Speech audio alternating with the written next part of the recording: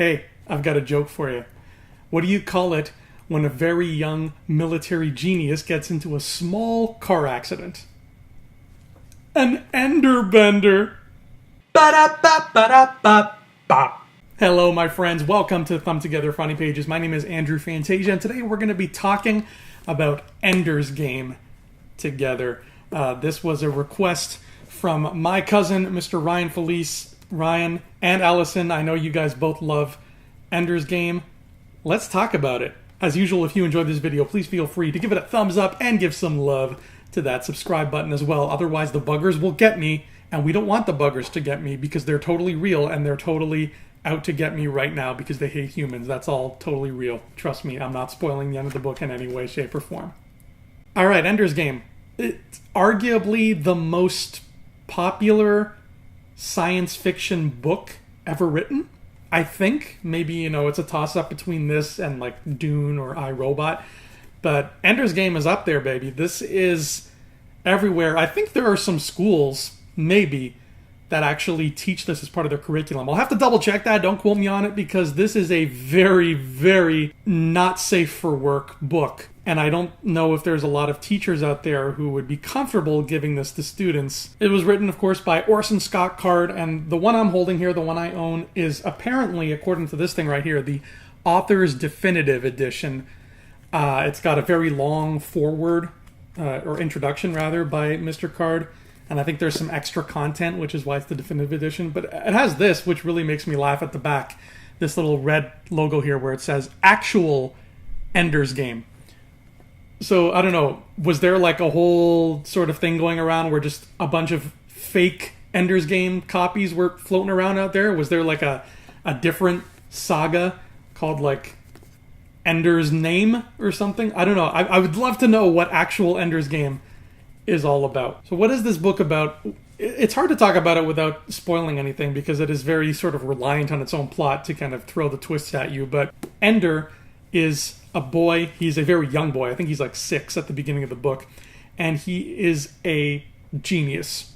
His real name is Andrew, but I don't know why he just likes the nickname Ender instead. They don't ever really clarify that, but he's Ender. I guess Andrew's Game doesn't sound quite as sci-fi or epic. As a person named Andrew, I can agree to disagree. I think anything with my name in it sounds pretty damn epic, thank you very much, but fine, we'll call him Ender. Why not? And in the future of Ender's time, humanity is engaged in a sort of Cold War, I guess, with these aliens called the buggers. At least that's what they call them. They call them buggers because apparently they look like bugs. The children of Earth, who are very, very smart, get sent up to this sort of satellite, and the satellite is a military training academy where they teach these kids to be soldiers and tacticians, and they teach them how to fight in zero-G and how to create maneuvers and formations with squads and just fight enemies.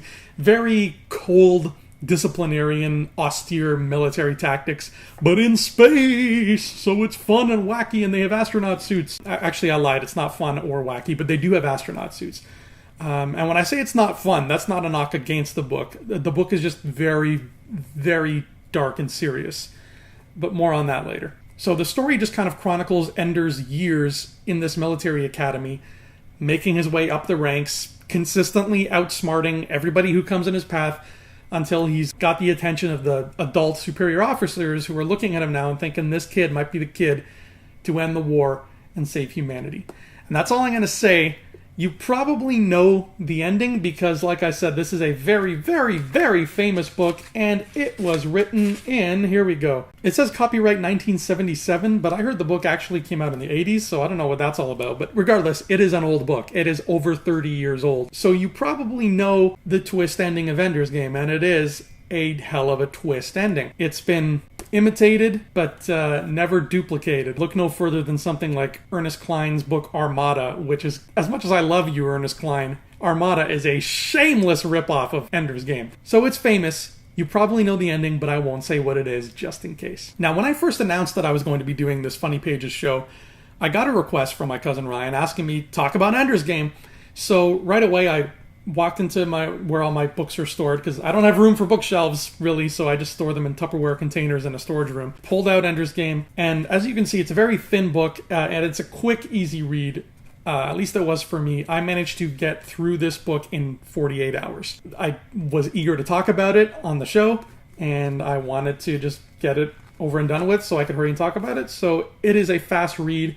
If you enjoy it, it'll be over before you know it, and it'll leave you wanting more, so you'll be happy. If you don't enjoy it, it'll still be over quickly because it's so short, so at least you won't be miserable for very long. So either way, you win. Whether or not you like Ender's Game, you'll be happy when you get to the end of Ender's Game, if that makes sense. Now, like I said, this book is very dark. It's not suitable for children, and I think that is a mistake that a lot of people make when they pick this up, because it's about children. It's about very small, young children in a Starship Troopers meets Hogwarts kind of situation. And a lot of people might misinterpret that and think, okay, cool, here you go, my tween son. Here you go, my 8-year-old daughter. Read Ender's Game. And I would recommend not doing that. And here's why. The first time I read Ender's Game, I've read it twice now. The first time I read it, I'm going to be honest, I did not like it at all. I failed to see the point. I was turned off by Ender. I thought he was just an insufferable little know-it-all who was too perfect. I never thought he was going to lose ever because he always won. So I didn't care about him, and I didn't care about the side story with his brother and sister. I just did not care for the book whatsoever. And I actually put it into a box of other books that I was going to donate and give away because I was like, I'm not reading this again. So when I got the request to read this for Funny Pages, I dug it out of that box and I read it through again. And now that I've read it a second time, I've changed my opinion. I do think this is a very good book now. Because the fact of the matter is, Ender's Game is a very important cautionary tale about the human condition, about the aspects of the military that dehumanize the humans within it, to the point where, they want to crank out robots, not soldiers. They want to crank out obedient robots who follow orders without question. And that is very present in Ender's Game. And in order to make it a bigger deal, in order to really hit the point home, Orson Scott Card made the characters little children. Because when you see a military school that sucks the humanity out of children, it's 10 times scarier and 10 times more profound than seeing them suck the humanity out of adults. By the time you get to this book, you're going to be very, very depressed. That's the thing about Ender's Game, and that's why I wouldn't give it to a kid, despite the fact that it's full of kids. The ending is not happy by any stretch of the imagination. The entire book is not happy. The only positive thing about it, really, is that the main character always wins, no matter what.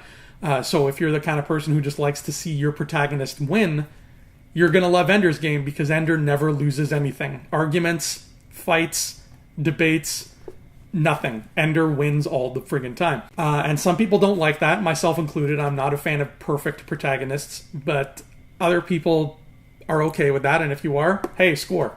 There you go. But aside from that, the world this book steeps you into is a bleak, horrifying, tragic world of war and of greed and of bloodlust, and you're sort of expected to go through it without having any kind of positive character to sort of latch onto. There's the character of Valentine, who is Ender's sister, and she's probably the most positive character in the book. But A, she's not in it for very much, and B, at the end of the book, she doesn't really shine lights and sunshine and happiness onto it.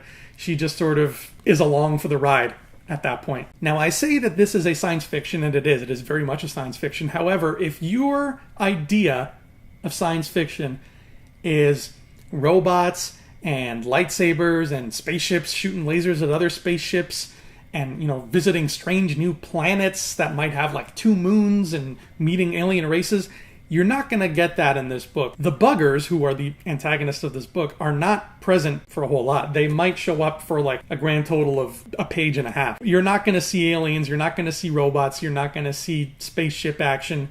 You're just going to see kids floating around on a space station having arguments and talking about battle strategy. That's the kind of sci-fi you're in for. So if you like more of the pulpy, popcorny kind of sci-fi like I do, if you like stuff like Star Wars and Flash Gordon, Ender's Game is a much more serious affair than that. It is a political, military drama that just happens to be set in space. If you know that going into it, you'll probably have a better time than if you don't know that. So you're welcome. At the end of the day, though, considering just how profound the message is that the book is trying to say, and how popular and important Ender's Game itself is in the world of science fiction, if you're a person who wants to dip their toes in the sci-fi and fantasy literature world, I think Ender's Game is required reading. And considering, like I said, how short it is, required reading notwithstanding, you'll breeze through it in no time. And then if you really want, you'll be like, okay, done. Now I can move on to something with a bit more robots in it, or something with a green lady who shoots lasers. That's fine too. But those kind of stories are like the hot fudge sundae. They're like the candy, they're the dessert. They're sweet. We love them.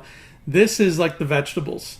This is the sci-fi vegetables. It might not be pleasant. It might be bitter. In fact, it's probably going to be a bitter pill to swallow. But you got to eat your vegetables. The most profound thing I've ever heard about books is that it doesn't matter how many of them you get through. It matters how many get through to you. And Ender's Game gets through to me. Ender's Game, the second time I read it, got through to me. The message hit me. I was like, okay, Orson, I get what you're trying to say here. This is really smart and really scary. And my God, I never ever want to be involved in a war in my life. So I would recommend it, if for nothing else than for the fact that there is a very, very good chance Ender's Game is going to get through to you, and you're going to be a smarter person for having read it. Are you going to be hugely entertained? Maybe not necessarily, because again, it's not that kind of book. It's a dramatic political thriller. The B story involves Ender's siblings basically becoming Reddit users who just hop online and make nasty comments and start political debates. Not exciting. Not even a little bit. But it has a lot of important things to say, so you owe it to yourself, you owe it to your brain to listen to what they have to say and at least carry that knowledge with you for the rest of your life. So that when you're reading the more fun, cheesecakey sci-fis about giant pyramids in space that shoot lasers or whatnot, you'll be a much wiser person for it. Now, there's a whole saga of Ender novels that take place after this one. I have not read them, to be honest. I don't have any desire to read them. I haven't heard either good or bad things about them, to be honest. I haven't heard anybody talk about them. I don't know a soul in real life who has read them, as far as I know. So I'm not really keen on dipping into it. I think that this said everything it needs to say about what it wanted to say, and I'm good. I've had my veggies. I'm okay now. But if you love Ender's Game and you can't get enough political, thrilling, child genius action, then absolutely dip into those other books. Who knows what you'll find? And let me know what you find. Because maybe what you tell me sounds good and I might be enticed to give them a look myself. But that is Ender's Game. My name is Andrew Fantasia. Thank you so much for tuning in today. I hope this was enlightening for you. If you're a Brandon Sanderson fan, then tune in to the next episode where we're going to talk about his very first book and everything I have to say about that. So until then, my friends, I will see you in the funny pages.